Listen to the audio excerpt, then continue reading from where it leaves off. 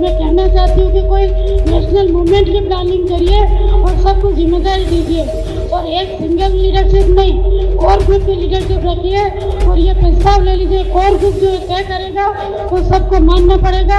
आप सामाजिक तौर पे अगर एकजुट होना चाह रहे हैं तो आपको बाबा साहब के जितने गुणगान हम लोग करते हैं, सुबह से कितने सारे गुणगान कर चुके, लेकिन हम उनकी बातों को तो कभी नहीं मानते, हम बस उनका नाम लेते रहते हैं।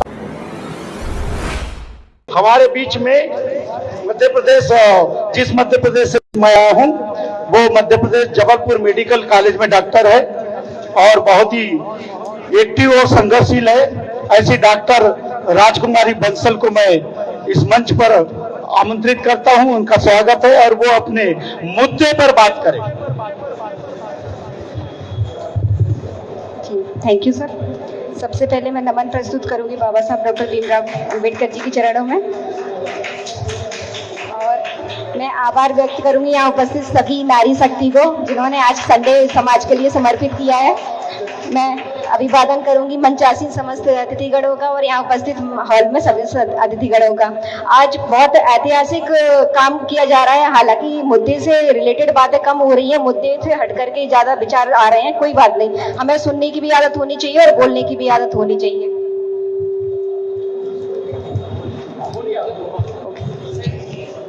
मुझे बहुत बोलना नहीं आता क्योंकि मैं बहुत स्पीच देने की आदी नहीं हूँ, मैं काम करना जानती हूँ और काम करने मुझे लगता है कि ज़्यादा इम्पोर्टेंट है बोलने से। तो मैं सीधे मुद्दे की बात पर आती हूँ, क्योंकि यहाँ पर 8-9 पॉइंट्स में आज की मीटिंग को हाथ किया गया था। तो 8-9 पॉइंट्स में मुझे जो समझ में आया, जो मेरा आज तक का अनुभव रहा है और जो सुबह से मैं यहाँ बैठी हूँ मैंने विश्लेषण किया, सबका बस एक ही सॉल्यूशन है कि एकजुट हो जाइए। आप जिस भी तरीके से हो सकते हैं, तरीके बहुत सारे हैं, आप राजनीतिक तौर पर हो सकते तो वहाँ हो जाइए, सामाजिक तौर पर हो सकते तो वहाँ एकजुट हो जाइए, धार्मिक तौर पे हो सकते हैं तो वहाँ हो जाइए। आपको तय करना है कि आप किस दिशा में चलना चाहते हो। राजनीतिक तौर पे अगर एकजुट हो रहे हैं तो आपको एक मत होना पड़ेगा।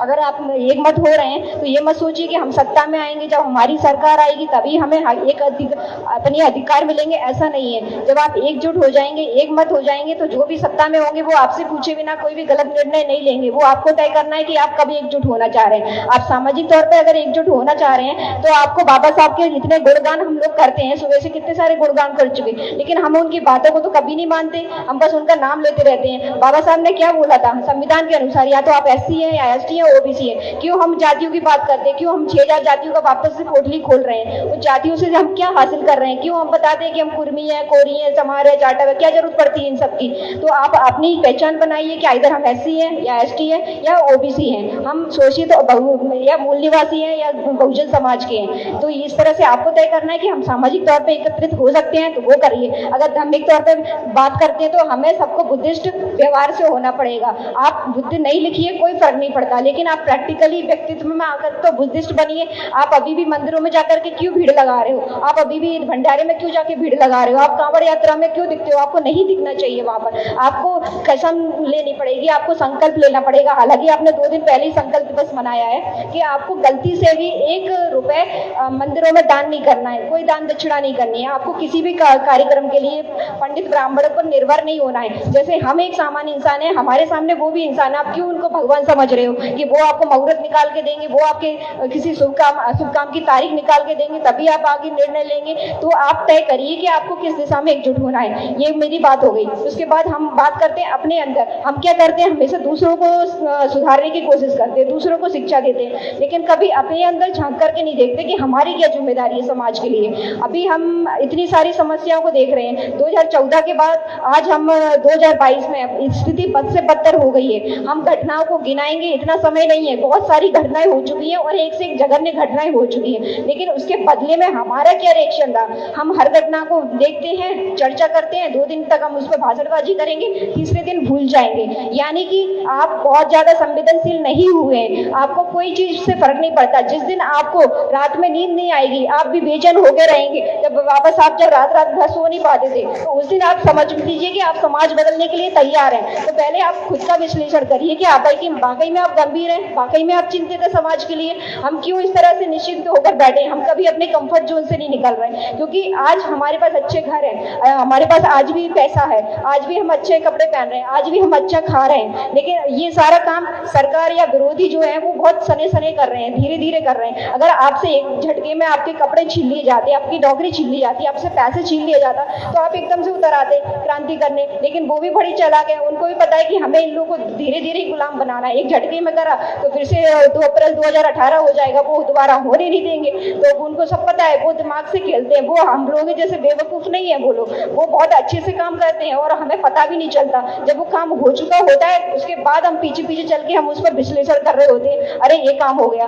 अरे ऐसा काम हो गया, तो हम उस पर चर्चा करके बस टाइम वेस्ट कर रहे होते हैं। तो हमें खुद को बदलना है कि हम वाकई में क्या करना चाहते हैं, हमें खुद से संकल्प लेना है और हमें खुद के लिए आगे बढ़ना है। और आप अगर वाकई में सोच रहे हो कि आने वाली पीढ़ियों के लिए कुछ करना है तो आप खुद पर डिसाइड करिए कि आप क्या करना चाहते हैं। आप इतने भी अनशन को उठा के देख लीजिए, चाहे पूना पैट गांधी जी का देख लीजिए, अन्ना का आंदोलन देख लीजिए, किसान का आंदोलन देख लीजिए, आप साइन बांग का आंदोलन देख लीजिए, उनकी तरह हम क्यों जिद्दी नहीं है, हमें क्यों जिद नहीं होती है कि हमें इस तरह से अब शोषण हम नहीं सहेंगे, क्योंकि हमें लगता है कि ठीक है हो गया कोई बात नहीं, और कोई दूसरे बच्चे बलि चढ़ेगा कोई बात नहीं। तो हम इतना कंफर्ट जोन में है तो सारी गलती, सारे शोषण के शिकार हम हैं, क्यों हमारी गलतियों की वजह से। तो मैं तो आखिर में यही कहना चाहूंगी, हमें खुद में सुधार लाना है, खुद को प्रयास करना है और इस तरह से इकट्ठा होना है, बहुत अच्छी बात है, लेकिन उसको एक्शन प्लान में भी लाना है, हमें जमीनी स्तर पर भी काम करना है। तो मेरी तो यही आप लोगों से यही उम्मीद है कि आप वाकई में आज सोचेंगे, वाकई में आप घर पे जाकर के आप अपने बच्चों का चेहरा देखेंगे कि वाकई में बहुत गलत हो रहा है, तो हमें उसमें कैसे भागीदारी निभानी है उसका आप संकल्प लेंगे। किसी को बताने की जरूरत नहीं है, आपको खुद से डिसाइड करना है। इतना कह के मैं अपनी बात को खत्म करती हूँ। जय भीम, नमो बुद्धाय सभी को।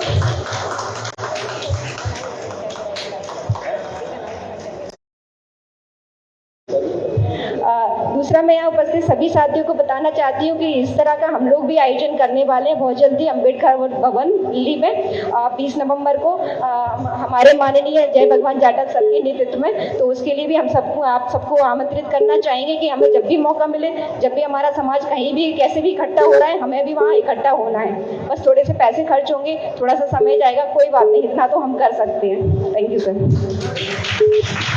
धन्यवाद डॉक्टर बंसल मैडम जी। तो सबसे पहले एक बात कही गई थी कि यह मंच भाषण का नहीं है, पूरे भारत से अपन लोग इकट्ठे हुए हैं और समय पूरा होने वाला है। समस्या दुनिया भर की है और समस्याओं की जड़ कहाँ पर है? समस्याओं की जड़ एक ही है, ईवीएम। हमें 2024 में किसी तरह इनको आने से अगर रोकना है तो हमें ईवीएम के विरोध के लिए 1 पॉइंट प्रोग्राम बनाना पड़ेगा कि आप इलेक्शन कमीशन को घेरिए। और अभी प्लानिंग करके 1 घंटे भर में हम लोग सब बिखरने वाले हैं, सब अपने अपने घर चले जाएंगे। लेकिन प्लानिंग अगर कुछ नहीं बनी तो वापस कुछ नहीं होना।